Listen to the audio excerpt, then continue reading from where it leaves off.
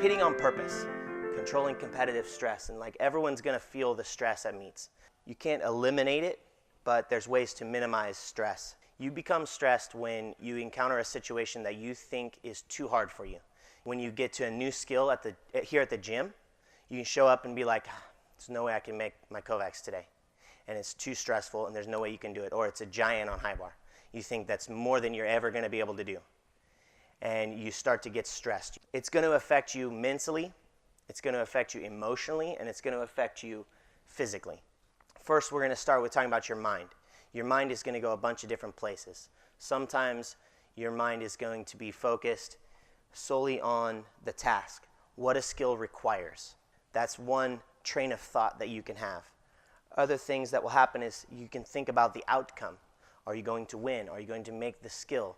You can think about the implications.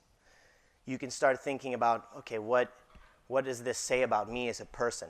Trying to please other people, and you're doing skills or you're going to meets and trying to win because you want to impress somebody else. You can be worried about consequences. You could get hurt. You could fall in front of a lot of people and embarrass yourself. These are things that really could happen. You know, there's risk. You could crash. So these things are all things that are going to flood your mind. Stress will also affect your emotions. Sometimes focusing on the task at hand, the thing you actually have to do, can help to calm your emotions. But sometimes if you're focused on the outcome, your emotions are going to be dependent on whether you're successful or not. You could be afraid, you know, sometimes when you're worried about the consequences, what could go wrong. You could be dependent on what people think about you. You could be so worried that if you fail at what you're doing, you're going to disappoint your coaches and your parents. Stress also affects your body. Your heart could start to race. You know, you could get sweaty palms or a dry mouth. These are all things that happen and are often out of your control. Stress affects us. It affects us mentally, emotionally, physically. So now, how do we combat it? What do you do so that you can show up to the meet and not experience all of those problems that I just talked about? Number one, stay in the moment. You can do this at meets, you can do this at practice. Focus on your task. What do you have to accomplish? Visualize your routines. Use imagery. Visualize in real time in your head the skill you're doing or the routine you're about to do. The more you can do that at practice, the easier it's going to be to do it again at the meets. So before a turn, focus on what you're doing, visualize in your mind, then go and do it. There are things that are in your control and there are things that are out of your control. Always understand that your attitude, your effort, your focus is in your control. You are the one who can control whether or not you're going to try for the skill or not. Your coach can't make you let go. Your coach can't carry you through the meet. That's up to you. Make goals. Stay focused. Write your goals down somewhere. Have a notebook that you write your goals down for your week, for your whole season. Tape them to your mirror in your bathroom so you see them every day. Put them on a wall in your room. Write stuff down, make goals, and then tell people, tell your coaches, you know, tell some of your friends, hey, I want to make this skill this week, or I want to improve on it. That's a little bit about how to control what's going on in your head and help you stay focused in your mind. So your emotions. When you're at meets, sometimes you have to control kind of like the hype level, how energetic you feel. Maybe you need to separate yourself from a group and go alone and focus and visualize routines and be quiet. And that's what's going to help you prepare best for an event. Maybe you want to hear all of your friends cheering, and that's what's going to help you prepare best. You've got to find your emotional hype level, and it could be different on each event. So for pommel horse, maybe you want to be a little less excited and more calm. Maybe for floor, you want to be very hyped up. Maybe that makes you fall. I don't know.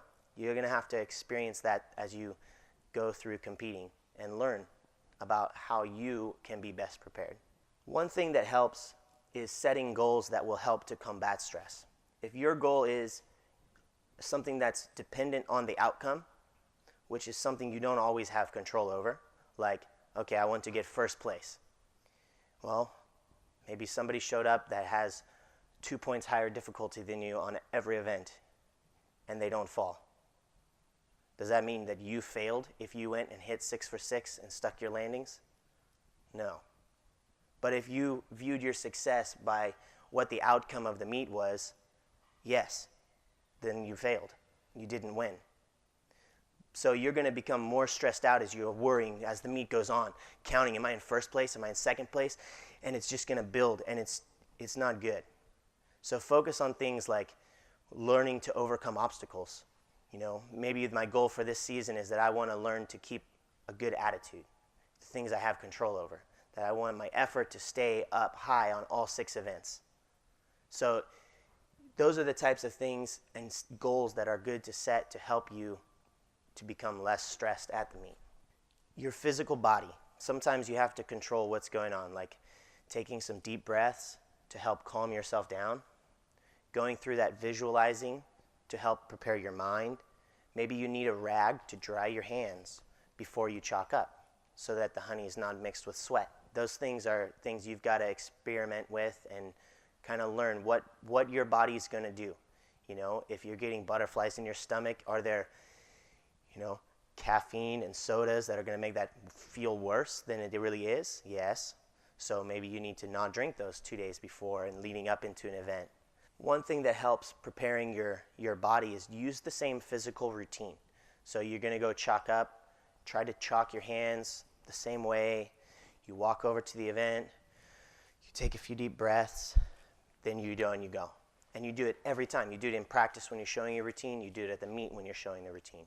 What you're really trying to do is make the meet feel like practice. You want to do things at the meet to help your practice feelings come out so that you can go and do your routines like you're at the gym. Before meets, just to summarize all of this, the biggest thing is get good sleep. Get good sleep 2 nights before, get good sleep the night before.